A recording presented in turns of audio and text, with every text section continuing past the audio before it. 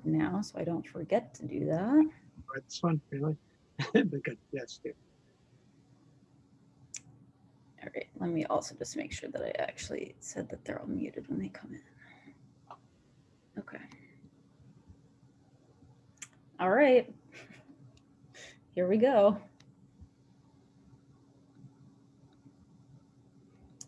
Hi, everyone. My name is Morgan Maggot. I'm the program manager at the Carole Zabar Center for Film at the Marlene Meyerson JCC Manhattan. Thank you all so much for joining us today. While everyone's getting connected, making sure their audio is working, I'm just going to fill the air for a few minutes, making sure everyone can get on. Again, thank you so much for joining us today for the Some Kind of Heaven Q&A. That we're just really excited to have this film with us. We're actually waiting for Lance Oppenheim, the director, to sign on. But while we're waiting, I'm just going to go over a few housekeeping things, and then afterwards, we'll see where we are. So again, feel free to stay in gallery mode while we're filling the air right now. This is a great time to find some living room decor and say hi to your friends. If you'd like to just see the panelists during the actual conversation, you can switch to speaker view with the option in the top right corner of your screen. And if you'd also like to have captions on for this conversation, you can select show subtitle at the bottom of your Zoom screen. And again, before we get to our conversation, I just wanted to share a few upcoming programs that we have. First, starting this Monday, we're gonna be running another virtual film class. It's gonna be running for 6 weeks, and it's called After Schindler, Hollywood's Third Generation of Holocaust Films. And we're gonna be talking about films like The Flat, The Reader, Jojo Rabbit even possibly. So we'd love to see you for that as well. And then following that, we also have next week a very special sneak preview thanks to IFC Films and to Tamar Simon at Mean Street Management. We're actually having a sneak preview of the new film 6 Minutes to Midnight, which is starring Judi Dench and Eddie Izzard. That's going to start streaming on January 22nd, and we'll have a Q&A with some of the stars in the film and the filmmakers on January 26th. Last but not least, we still have quite a few films going on in our virtual cinema. The Reason I Jump, which is another great documentary from this year, is still streaming for a few days, and so is the film Chasing Childhood. Our Q&As with those filmmakers are also available on our YouTube channels, and we'd love for you to check those out as well. So I believe that we are still looking for Lance to sign on to this. And I hope you all had a chance to see Some Kind of Heaven as well. It started streaming this past weekend. It's streaming through January 29th, and a portion of your ticket actually helps support the JCC Film Department. So thank you for supporting us, and we hope you enjoyed the film.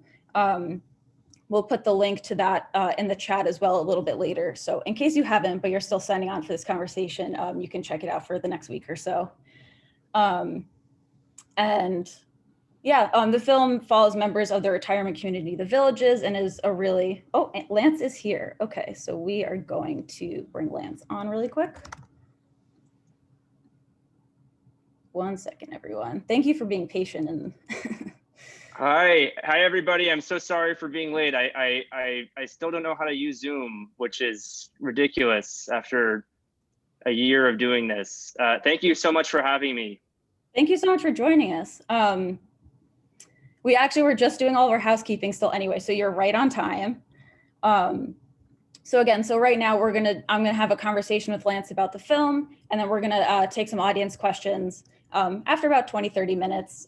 So if you have questions, please put them in the chat on Zoom, and then someone from the film team will actually message you. We'll call on you to ask your question live on the air. And yeah, we'd love for everyone to participate. And we're really excited to have this conversation because the film is so incredible, and I'm so glad we were able to present this to our community again. So Lance, just jumping right into it, putting you on the hot seat first. I'd love for you to talk about, why you, how you came to this story. I believe you're a native Floridian, but what drew you to this community to make your first feature-length film?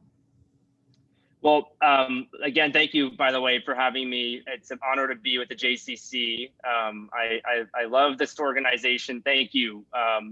So like we were saying, I am from Florida. I grew up hearing about the Villages all the time.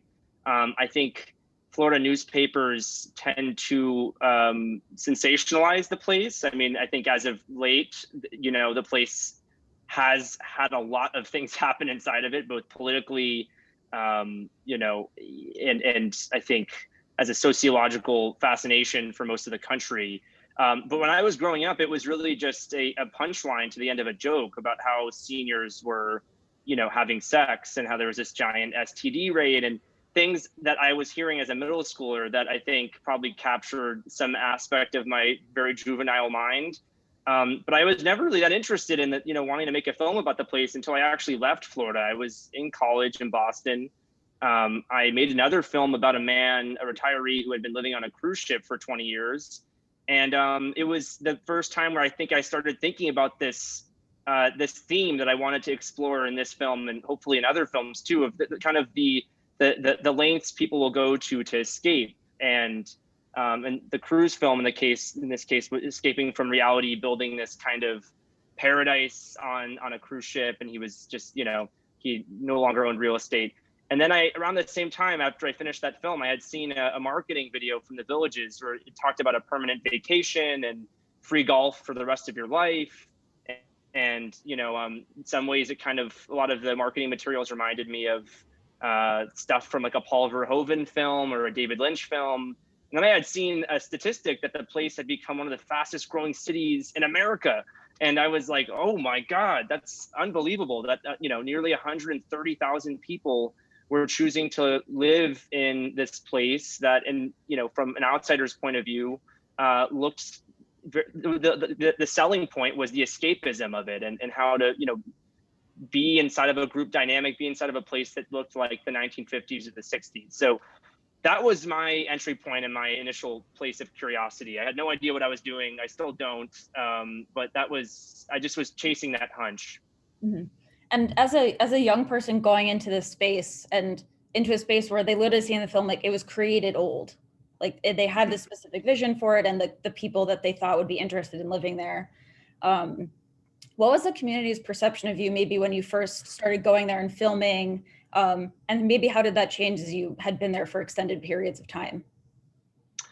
That's a great question. I mean, I think, I stuck out like a sore thumb. I didn't know anyone when I first went to the Villages. I ended up figuring out that you could actually rent rooms in people's homes on Airbnb. So once I figured out that that was possible, I just kind of went to the next place of thinking, oh my God, I need to find who is the most interesting host.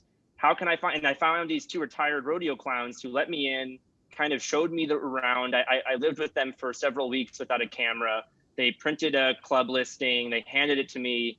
They were very kind. And I kind of slowly got to understand the social fabric of the place, that so much of, your identity there, it didn't matter where you were from or who you were before you moved to the Villages. All that really mattered is who you were now and what club you belonged to. And I wanted to, what I ended up doing was I just sort of started showing up to places. Sometimes, most times I would try to call in advance and send emails. Sometimes people wouldn't respond. So I just would show up and say, hello, I don't know anything about this place. I want to make a film about this place. Can you tell me your stories if you have anything? If not, it's okay. I'll leave you alone. And, I think one of the things that was fascinating that happened over time, I started making this film when I was a senior in college, and I really didn't want to leave. I had this kind of Peter Pan syndrome where I wanted to go back. And I think a lot of people in the Villages have a similar sort of drive. That's like being in a place like the Villages allows you in some capacity to return to a time in your life where you maybe didn't have as much responsibilities, or you could be more active, or, you could do, and it was kind of like someone says in the film, it was like returning back to college. So I think the similar desire, this Peter Pan thing that was happening to, both of us, this was especially true with the subjects of the film, the main subjects. It kind of eliminated in a lot of ways the distance that maybe like the gulf, the generational gulf.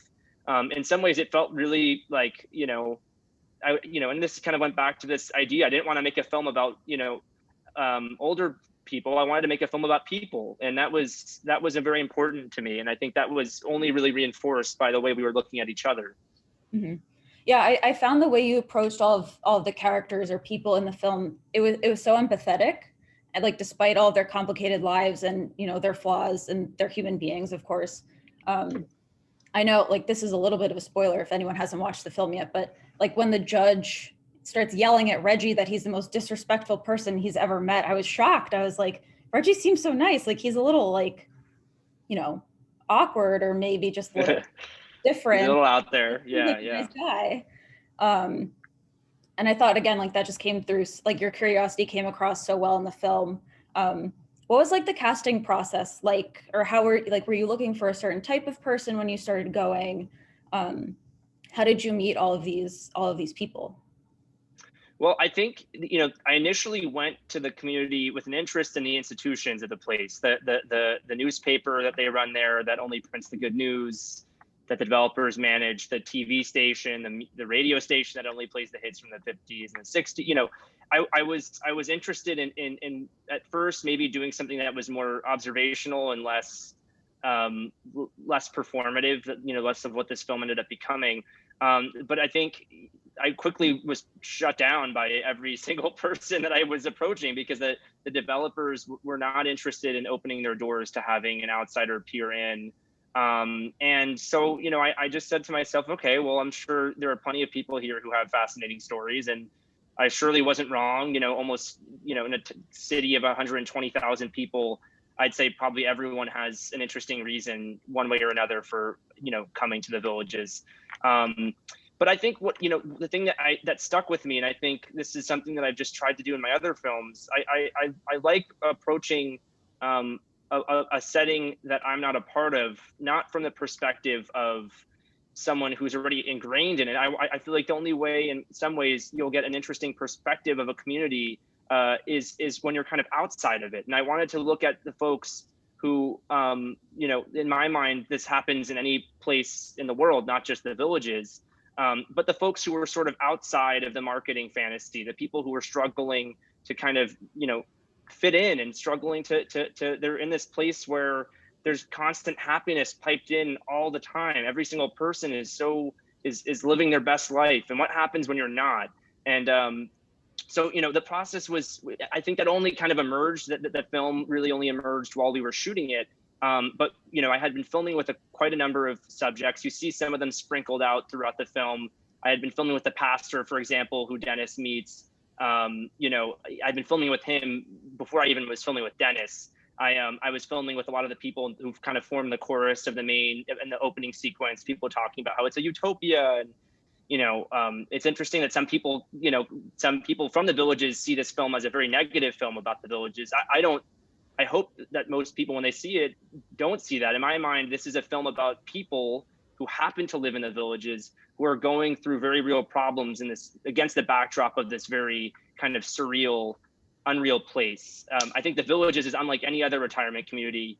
And while this approach could be, you could do this film in other places, I think the main reason I was so interested in it was because of the setting and the way the setting informed, the landscape kind of informed the consciousness of the characters and the subjects that live there.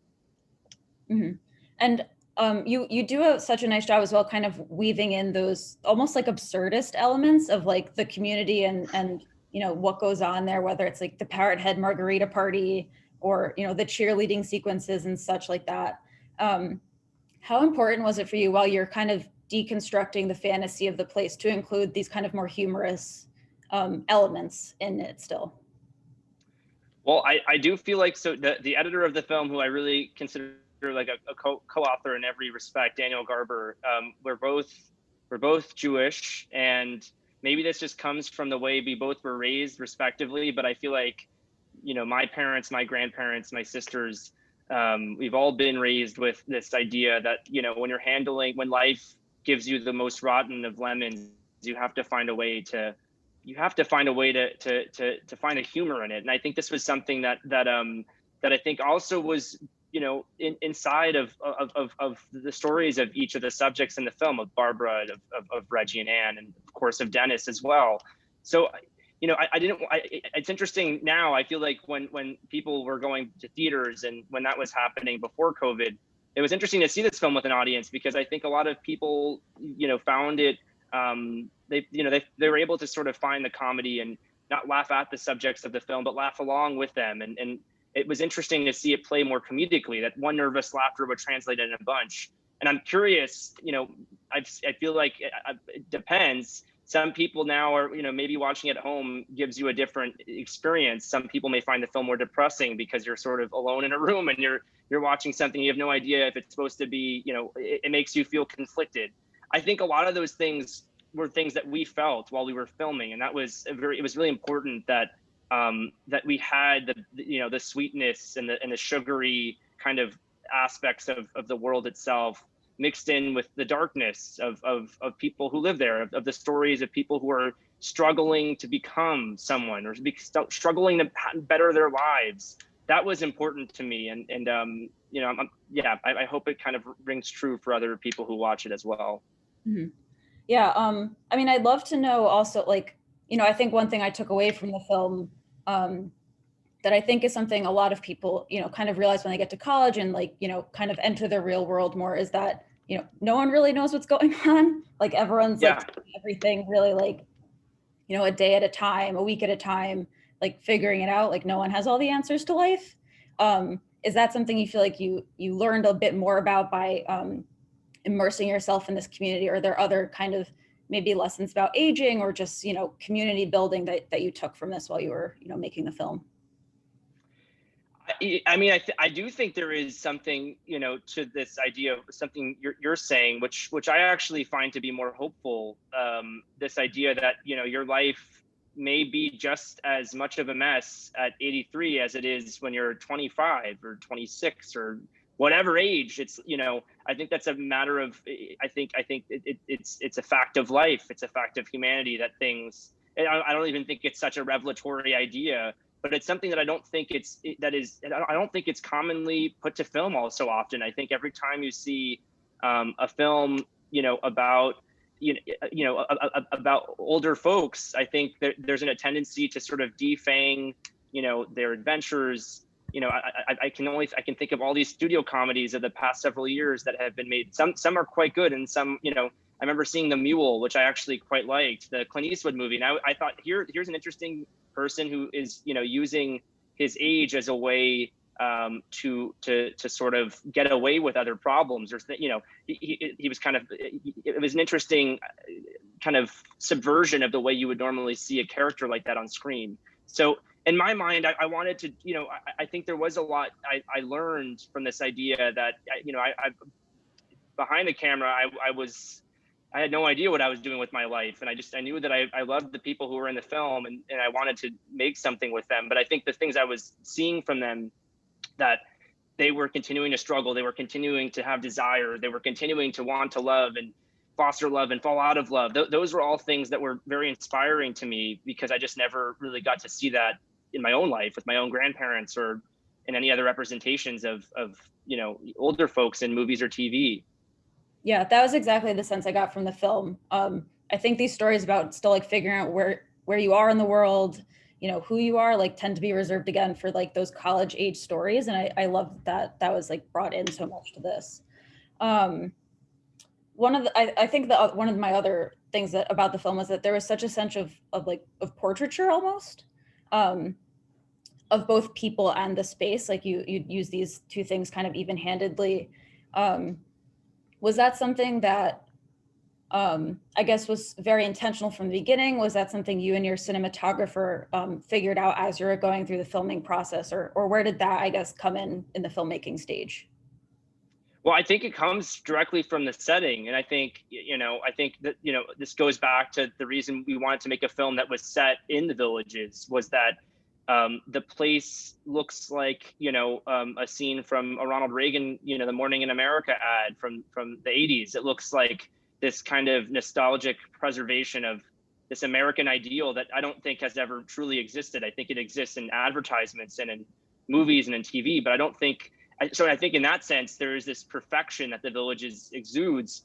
that honestly is amazing. I mean, the design of a city, it's like probably one of the most successful utopian experiments that I can even think of. So the design of the film, in my mind, we wanted to, enter the bubble. We wanted to feel the reality distortion. I wanted to almost make like a bubble I wanted the film to feel like a bubble inside of a bubble, if that makes any sense. You have the world of the villages, which is cut off from all life. And then I wanted to kind of use the things we were seeing, that riffing off of the reality of how manicured and perfect the place looked. And then kind of make these very interior portraits of these people who were at odds with the ethos of the place. So that was, it was intentional. And I think in some ways the process, it was pretty like really rigorous, honestly, at times, because, every time we tried to shoot something that was less intentional, or we're just trying to capture something like a fly on the wall, it would never work because we stuck out so much. Like the moment we stepped a foot onto the landscape there, the people would, we would already corrupt reality. So I think leaning into the stories of these four people, the way we worked, the way they trusted us, the way we trusted them, the way we all kind of collaborated to tell their stories in a very stylized way.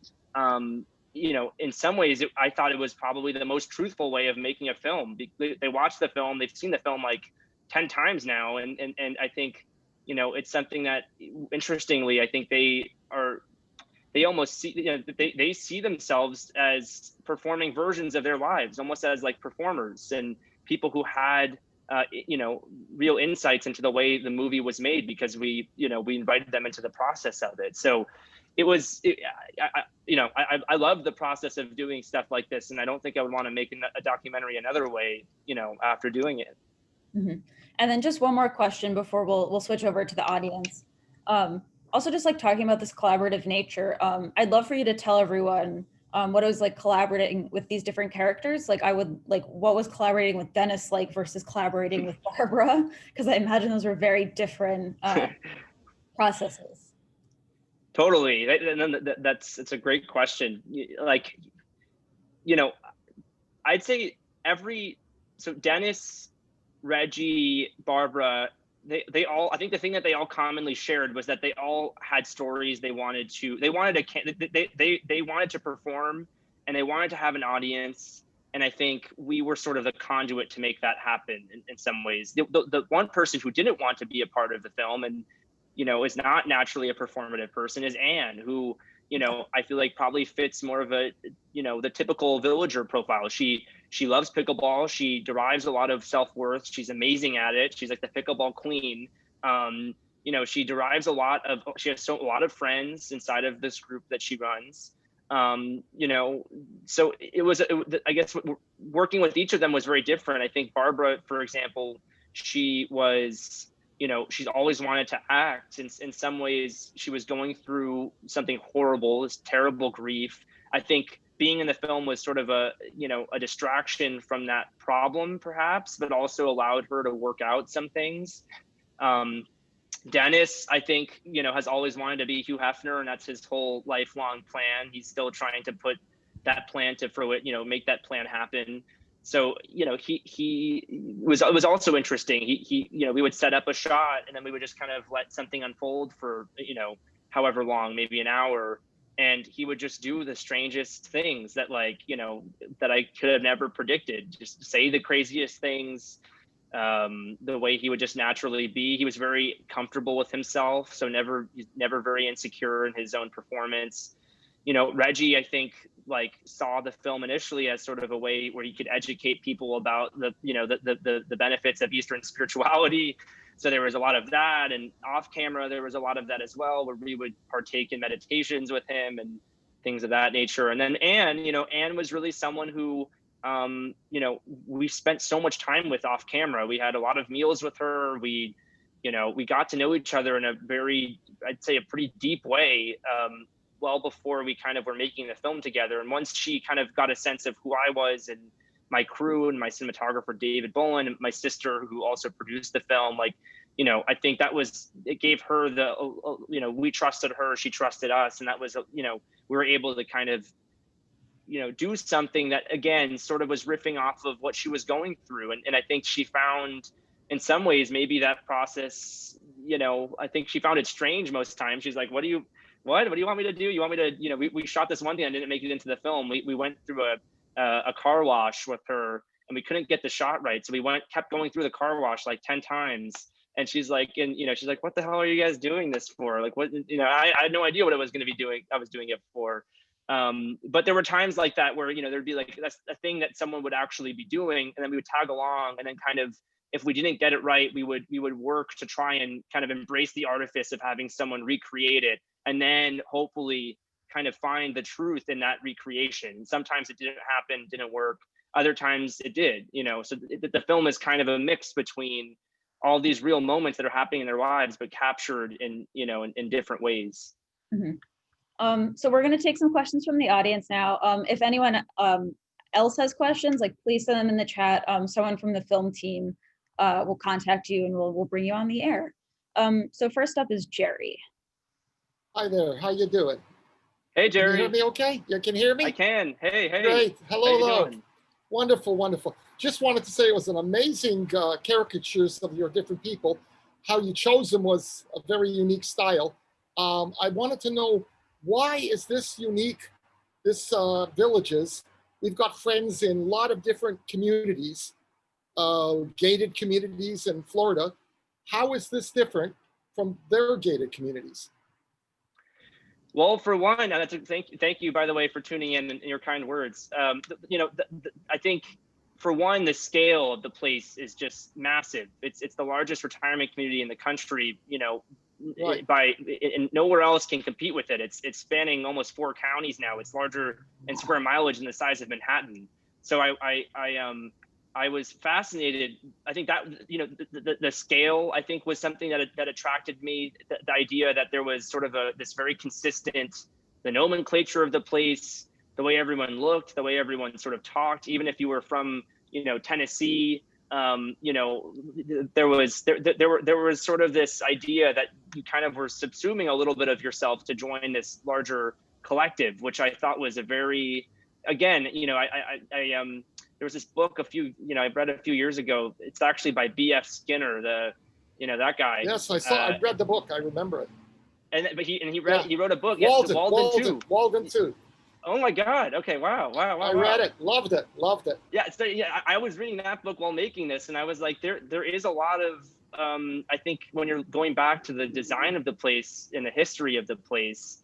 There was a kind of this really deliberate effort to like Imagineer the place, like Disney World, and invest in the past and invest in all these fake stories that would bring this kind of fantastical light that and again, very distinct versions of America. You have like a Spanish colonial themed town square. You have a Wild West town square, and then you have a town square that looks like Pleasantville, or it has a lake view and 1950s kind of feeling to it. So I think, in short though, to answer your question, I think that the thing that really makes it different is just how large it is, how homogenous it is, how and the fact that it keeps just growing, and there's nothing seemingly planning to stop it anytime soon. Are they all the same price? I've noticed hundreds and hundreds. Are they all a lower end type price? Like, do you have an idea how much they cost? So it's like, do they have high end, like hundreds of thousands, and low ends, or? Yeah, no, exactly. They're tiered. So there are, the lower end houses they call the historic district. That's the place where a lot of the more affordable houses are. And that's the place where, the community first, these are kind of like mobile homes that have been converted into, cookie cutter houses. And, then there are like the mid-range houses, and then there are, like houses that cost, a few $1 million to buy. So it is, the place is just so large. Now I've heard that they're building apartment buildings, I think much to the, dismay of a lot of residents who live there, because I think there is this element as well of this, I don't know if it's a matter of scale or scope, or just the fact that they don't want the place to continue to grow because it's just so big and the culture is kind of, being lost. Anyway, lots of things there. Oh, sorry, Jerry, I can't hear you. I think we're gonna shift on to the next question quickly. But yeah, also the planning of the community reminds me a lot about Tomorrowland, if anyone's ever read the history. Yeah. But next up we have, I believe it's Adam Dietrich's account, but I think Bella Graves is asking. Hey, he's Adam's Hey, out of the back here. Hi, Morgan. hey Hi. guys. Hi, Bella. Hello, nice to see you guys. We watched the movie last night and loved it. I think what Morgan said about it was just the portraiture of the place and of the people was so successful. And I mean, Dennis is like one of the most like wonderfully remarkable, like insane characters ever. Like I think he's gonna be in my memory forever now. I know you sort of talked about this already, asked this question kind of at the beginning of the conversation, but I wanted to know a little bit more about your relationship with the characters and how that sort of evolved over the course of shooting. Yeah, no, well, first off, thank you. That means a lot coming from you guys. Absolutely. You know, well, it's interesting. I think a lot of it came from a pretty organic place. Yeah, I met Barbara before we were filming. Like, this sounds like I'm making it up, but this is the God's honest truth. I met her the first night I stepped a foot in the Villages. I went to the acting club. I just figured if anyone was probably not going to be shy of cameras, it would be at the acting club. And Barbara was there and just participate. She wasn't participating. She was just observing. And Right. I gave my spiel that I was there to, I was there to make a movie. I didn't know what it was about.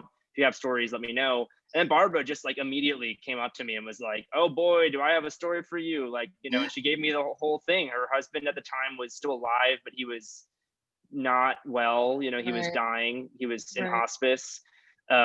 She was working this job that she didn't love, and she had a very different point of view. So I feel like with Barbara, it was like bursting out of her. No one really, her closest friend is in Boston, and that was, she didn't really have a lot of a community really inside there. So She kind with of her, it was very easy to connect with her. And then Dennis, I met at a singles club through Pinky, you see her early in the film. She's the person who goes, "This is a utopia." Dennis, I met at a singles club, and he was masquerading as a villager. He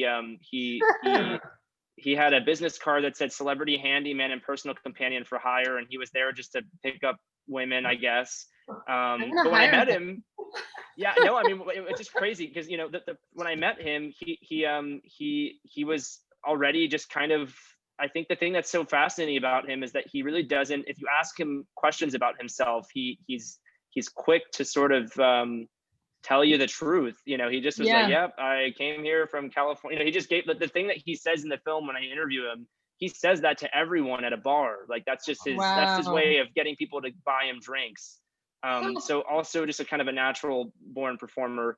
Reggie, I met first, and I met him, before meeting Anne. I mean, I met him at a kind of at a dance party, and he was doing Tai Chi on a dance floor, and he was wearing like one of his Reggie robes, and I didn't know who he was. I was filming with someone else who was there, and we were following this guy around for a while, and then Reggie just kept popping up in the back of my shots, and he kept like following us around. He had these strobe lit gloves on. I've never seen these before.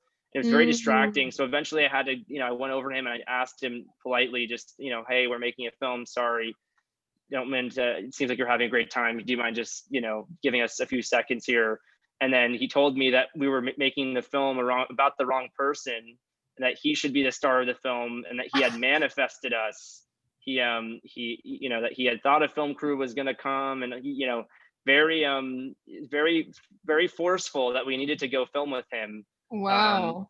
But I mean, the last thing I was going to say is that filming with them was very interesting because our entry point to their story was through Reggie's perspective, and I think as we filmed with them longer, it became very clear to me that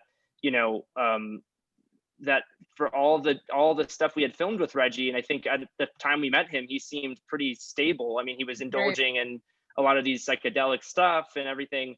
But as we as we got to know him more, I think we were around in just a really crazy time in his life. It became clear to me that we had that a lot of the film needed to be kind of, the relationship should be, also told, I think, really told through Anne's perspective. And at times it proved to be difficult to there'd be times where we'd be wanting to film with Anne and Reggie would be upset, so we'd have to kind of entertain Reggie for a bit, and we would do Yeah. like a meditation together, and then we would go film with Anne, and then we would go follow up with Reggie after.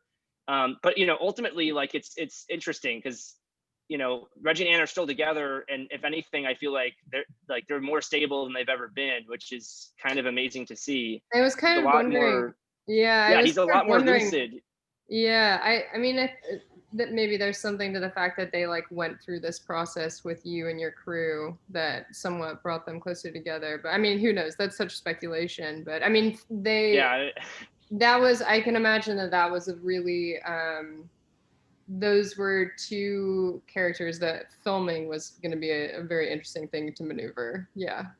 Yeah, it was tricky. And I don't think I would have been able to, like, my sister, who I mentioned before, produced the film. She was like very integral and kind of just being there. And, as was one of my college best friends. Like it was kind of like our crew was like a kind of like a safety blanket, or it's a weird analogy. Like we all were like, I feel like one big hug of like of a crew. It was not just me. So I think it was a lot of maneuvering and a lot of being very delicate around really, uncomfortable situations at times.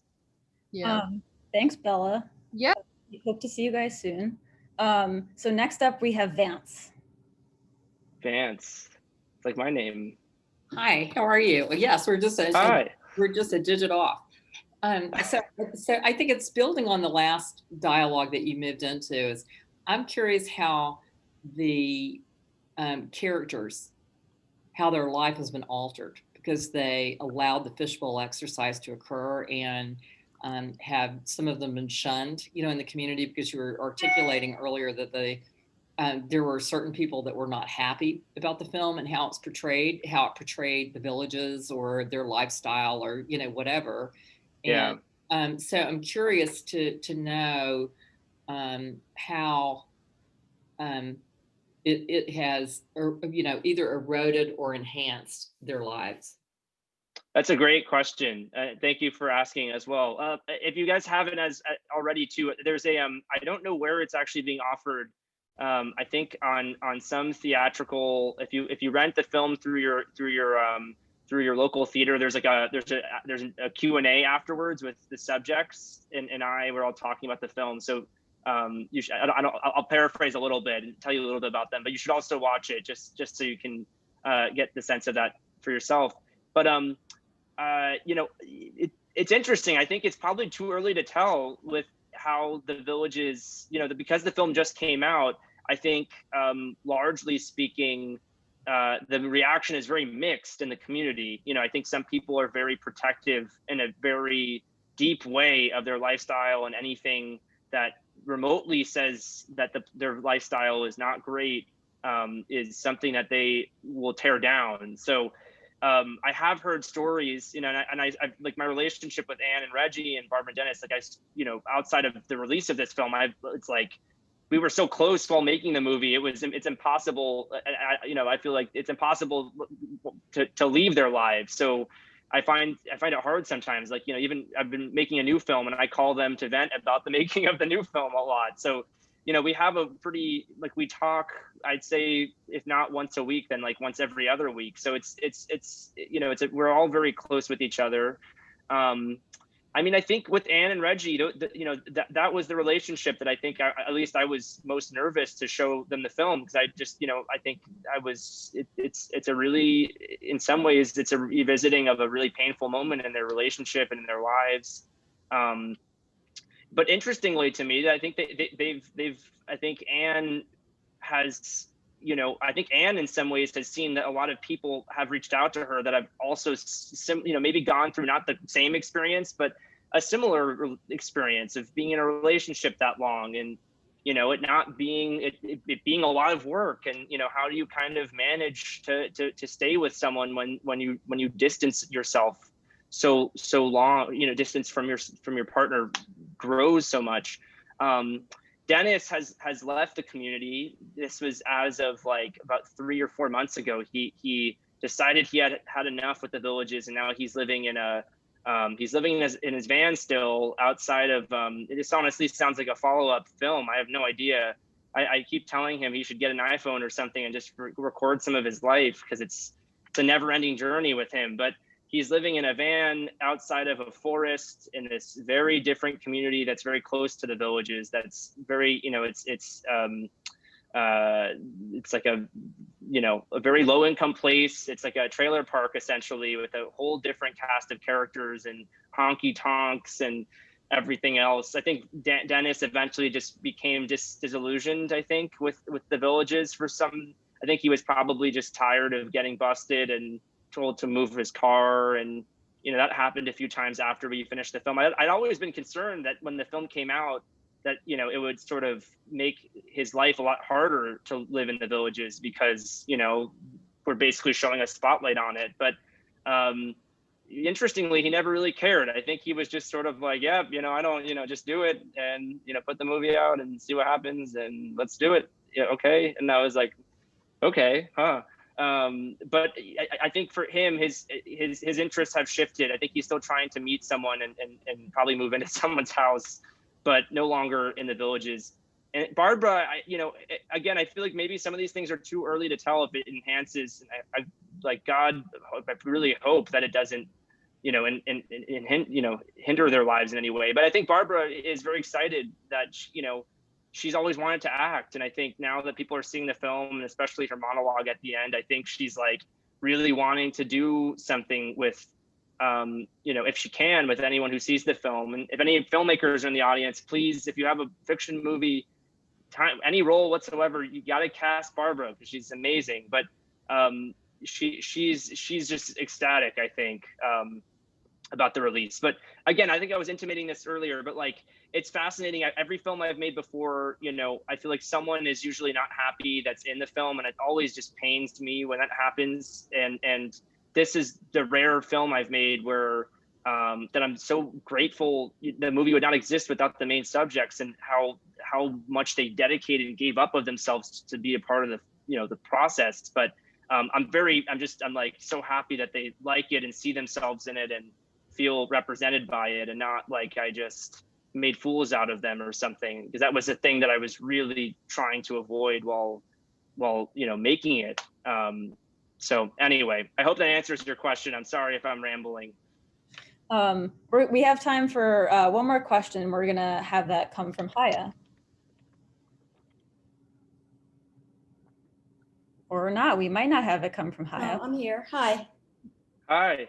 I love the film. It's just lovely. And I love the visuals and the way everything was lined up, and it was hilarious and heart, wrenching. And anyway, my main question had to do with the economics and why you deliberately did not touch on that area at all. I was a little surprised that people who must have paid a lot of money to be there, that there was that woman who had to work and sadly couldn't move back to where she had come from. So I was curious about that as well. Yeah, I mean, well, thank you first off, and that's a good question. I think there's a lot of things that I think, and I wanted to make a film that wasn't that was rooted in reality and telling real stories from real people, but I didn't necessarily want to make a film that was as informational, and I wanted to get little textures, little elements of things, like the fact that Barbara has this job and she has to work there, and that's a thing that quite a lot of people who actually live and work there, live there, are still working actually. But I didn't necessarily want to do something where, I wanted to make something, I guess, that was more experiential and less informational. And I think the same goes for, a lot of the political stuff. I mean, we had been making this film, we had shot it in 2018 to 2019. So I think a lot of the, I think if I were to make the film now, I think it would probably be insane to not probably mention all the political workings of the place. But when making it, I wanted to do something. I didn't want to amplify the fact that stuff existed. I think if anyone knows or has read about the place before, or if you can, hopefully tell from visually how the place looks, in my mind, it's evoking a very conservative vision of America.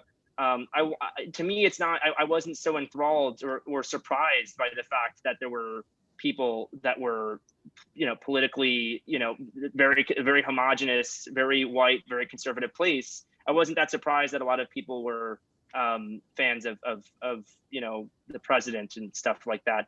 But the same goes for economics. I think, like, I wanted to have a smattering of people that showed a little bit of a different kind of side to the dream, and the different ways in which that all worked. But certainly, you know, and I guess in that way too, you know, the movies that I was looking at are films, the movies I love are like Todd Haynes' Safe, or, you know, Tim Burton's Edward Scissorhands, fiction films, you know, movies that just can engage with you in that core emotional level. So that was, you know, I feel like if you're able to sort of let it breathe and kind of feel it, and rather than, you know, treating it sort of as, I'm sure, hopefully there will be another, you know, if someone wants the more informational film, I'm sure someone will make it eventually. But to me, I wanted to make a film that was kind of outside of statistics or, you know, data. And I wanted to make something that was concerned with heart and emotion and things like that. But anyway, thank you so much for watching, and thank you for having me, and thank you for enduring my rambling as well. I tend to talk a lot, as you can imagine. For joining us, Lance. Yeah. Folks, first, if you want to see, make sure to spread the word about this film, first of all. If you want to see more films like this, you need to spread the word, buy tickets, you know, help support independent media and film and everything. Just before we sign off, Lance, what are the upcoming plans for the films, maybe beyond this, you know, virtual release, and what else are you working on now? Well, so we are actually doing a drive-in screening right outside of the Villages, or it's basically inside the Villages, at a place called Mystic Ice Cream. So if anyone isn't actually, I imagine no Floridians are in the audience here, but you know, it'll be interesting to see how many people show up to throw cherry tomatoes at the screen if they don't like it. And then you know, going forward, it's available to rent on VOD, virtual on demand, and then I think eventually it will be on a streamer on, I believe on Hulu. That's far ahead of time, you know, far in the future. And then I'm working on a bunch of stuff. I've been working on a fiction film that I've been writing during the pandemic, and then I've been shooting a new doc project. So hopefully in due time I'll be able to get it made and keep making movies. But I'm so grateful that you guys liked it. So thank you for having me. Thank you so much. We will keep an eye out for those other projects. Folks, again, make sure you spread the word about this film. It's streaming in our virtual cinema until the end of the month. So again, help spread the word. Watch it again if you can.